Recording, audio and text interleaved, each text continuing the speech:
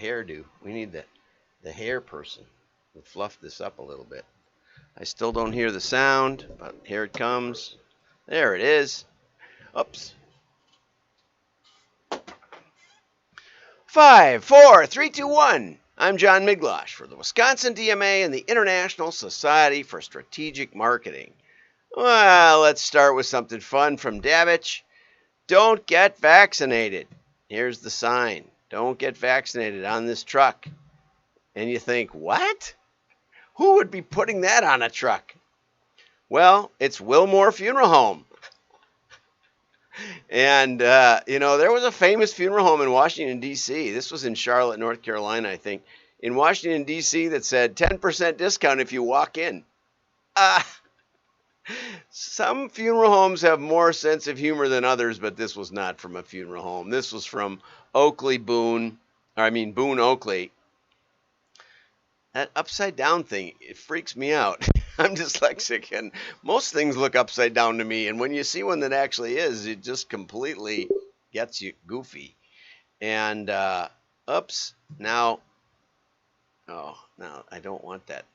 Restream is bugging me because I told them about the CAPTCHA yesterday. If you were with me yesterday, you saw that. Okay, so Sears to shut last store in home state of Illinois.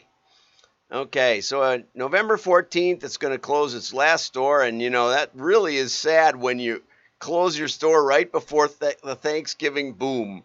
You think they could have a better liquidator in charge of this than they do, but they don't get me started on Sears and their ability to understand anything. Sears Holding, which also owned Kmart. Yeah, what happened was Kmart filed bankruptcy and then bought Sears. But somewhere along the way in 1993, this is what happened. And I would say this started the tremendous downhill slide. This is a headline from the New York Times, August 26th, 1993. Sears eliminating its catalogs and 50,000 jobs. I got a couple of calls from friends that day saying, can you believe it? I said, I absolutely believe it. Do you know why it happened? And they're like, no. It was a $5 billion company they just pulled the plug on. $5 billion. That's a pretty good sized catalog. And 1993 was what some of us old guys would consider the golden age of catalogs. Okay? There was no internet. Not for a couple of years yet, and not really get going. There was no Google really until 2000, and it didn't get measured until 2009. Digital advertising wasn't really a measurable advertising thing. So anyway, here's what happened. I'll give you the story. But first we'll have some memorabilia. Here's people working on the Sears catalog. Now Restream's going to bug me and I don't think I can get rid of it. I don't know how to get rid of it. I guess I can close this right now. I don't think it's helping me any. I'm just watching it. We'll close it. Who knows? I probably just stopped the stream. Let's see. Restream has been a pain in the neck lately, beyond words. That's an understatement. Let's see if it's still restreaming. That's the question. There we are. Well, there's something restreaming, but it didn't update the titles. And that's me, all right. So I guess it's working. It's terrible. They keep fiddling with their code. Anyway, so here's Bailey and Massengale, which apparently became the first store or something, but it was really Sears and Roebuck. And here's a dress, women's dress for $1.49. Here's a sewing machine. Can't read the price. Seed department. Here's a car you could buy from the Sears Model L. Look at that. Wow, fall of 1907. A 6-month course in bookkeeping. Here's a house you could buy for $1,569. And here's an actual picture of one of the Sears houses. Oops, it didn't come through, but there was there's a whole documentary on Sears houses. The people actually went and built them. Okay, here's one of their bigger stores in El Paso, Texas in 1940. Look at the cars still in 1940. It's amazing. And here's the catalog and the wish book. That's what I grew up on. That's how I got started in direct mail. We had a driveway that was at least a half a mile long, and our mailbox was at the very end of it, a gravel driveway. Or it was a road, I guess. It wasn't really our driveway. It was Mariner Drive. And when the catalogs came, man, that was it, man. We just loved looking at all the catalogs. Look at that. Wow. And then we would circle stuff we liked and tell our parents and send the letter to Santa. Anyway, so what happened in the Sears catalog? Well, what happened was that the Sears catalog was giving 10% of its revenue back to the stores. They would allocate it based on where the customer purchased. And in our case, we had to go to the store to pick up our order because we didn't have UPS in those days. And so we would drive into Waukesha when there was no freeway and, buy other stuff too. So it was a win-win for the stores. But gradually they got better at shipping this stuff.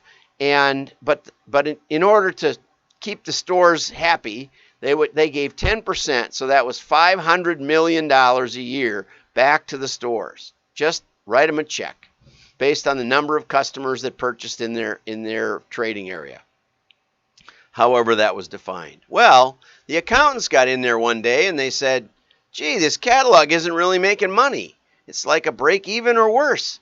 We're losing a little bit of money. Now, those of you who've ever done any kind of segmentation know that we could have taken a $5 billion company and maybe mailed a few less catalogs and cut the overhead a little bit and taken it back to maybe $4 billion and made tons of money, right? But the stores were like, no, keep mailing, mail more. We love these checks. Because, the stores are running at about break even and the check from the, if a check got if a store got a check for a couple of $1 million, that was their profit for the year. So what they'd done is they'd moved the profit out of the catalog, which was profitable, and into the stores, which weren't that profitable. Okay. And the stores were driving the circulation decisions. So the accountant said, this catalog isn't even making any money. All we need is stores. And they pulled the plug, 50,000 jobs. And it was never the same. It was never the same. 1993.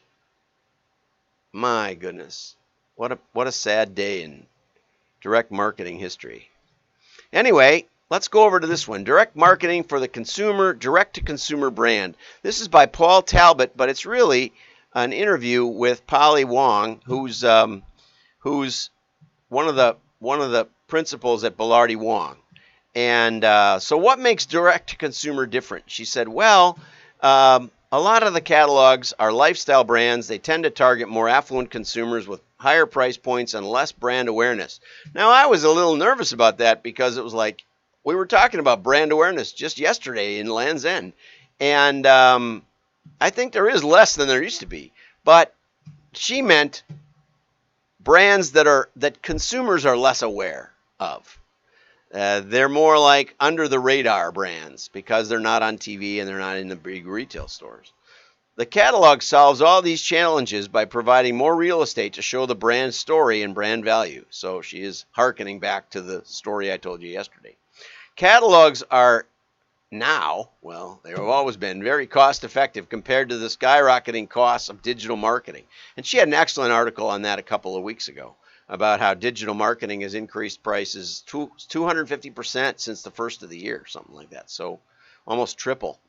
Does the consumer care if they're buying from a direct-to-consumer? Well, many direct-to-consumers have mission statements about inclusivity and sustainability. And I think the biggest thing is people like to look for fresh brands with fresh products.